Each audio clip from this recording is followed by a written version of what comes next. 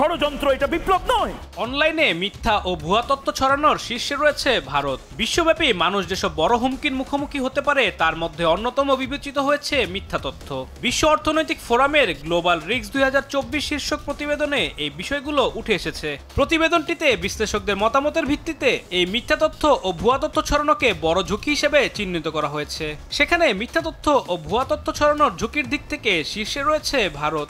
মোহাম্মদ ইউনূসের বিরুদ্ধে কেন থাকবে না? সম্প্রতি বাংলাদেশকে নিয়ে মিথ্যে তথ্য ছড়াচ্ছে ভারতীয় মিডিয়া। 5 আগস্ট শেখ হাসিনা সরকারের পতনের পর থেকেই বাংলাদেশের সংখ্যালঘু পরিস্থিতি নিয়ে ভারতীয় মিডিয়াগুলোতে অতিরঞ্জিত খবর প্রকাশ করা হচ্ছে। গত সপ্তাহে বিতর্কিত হিন্দু পণ্ডিত চিন্ময় কৃষ্ণ দাসকে গ্রেফতারের পর আবারও বাংলাদেশকে নিয়ে মিথ্যে খবরে সয়লাভ শুরু করেছে ভারতীয় মিডিয়া। বিভিন্ন দেশের মানুষের অনলাইনে উপস্থিতি ও সোশ্যাল মিডিয়া ব্যবহারের প্রবণতা বিশ্লেষণ করে গত 2 বছরের ভুল তথ্য এবং মিথ্যে তথ্য কতটা গুরুতর সমস্যা হিসেবে আবির্ভূত হতে পারে তা বোঝার চেষ্টা করা হয়েছে। 34টি অর্থনৈতিক ও পরিবেশগত, সামাজিক এবং প্রযুক্তিগত ঝুঁকির মধ্যে র্যাঙ্কিংয়ের ভিত্তিতে এই সংক্রান্ত প্রতিবেদন তৈরি করা হয়েছে। তথ্য-উপাত্ত বিশ্লেষণ করে দেখা গেছে মিথ্যা তথ্য ও ভুল তথ্যের ঝুঁকি সবচেয়ে বেশি রয়েছে ভারতে।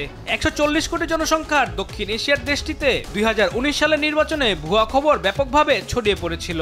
স্বাধীন গণমাধ্যম ভাইস একটি প্রতিবেদনে দেখা যায় রাজনৈতিক দলগুলো কিভাবে হোয়াটসঅ্যাপ এবং ফেসবুকের মতো জনপ্রিয় প্ল্যাটফর্মগুলোকে ব্যবহার করে উত্তেজনাপূর্ণ বার্তা ছড়িয়ে দিয়েছিল।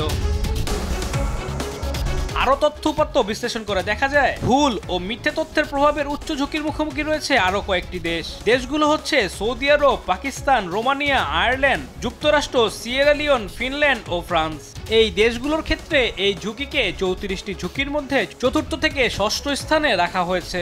যুক্তরাজ্যে ভুল তথ্য ও মিথ্যা তথ্য অন্যান্য ঝুঁকির তালিকায় 11তম স্থানে রয়েছে। WEF এর বিশ্লেষকদের মতে নির্বাচনী প্রক্রিয়াগুলোতে ভুল তথ্য ও মিথ্যা তথ্যের ছড়াছড়ি নবনির্বাচিত সরকারের প্রকৃত ও ধারণাগত বৈধতাকে গুরুতরভাবে প্রশ্নের মুখে ফেলতে পারে। এতে করে রাজনৈতিক অস্থিরতা, সহিংসতা এবং সন্ত্রাসবাদের ঝুঁকি বেড়ে যেতে পারে।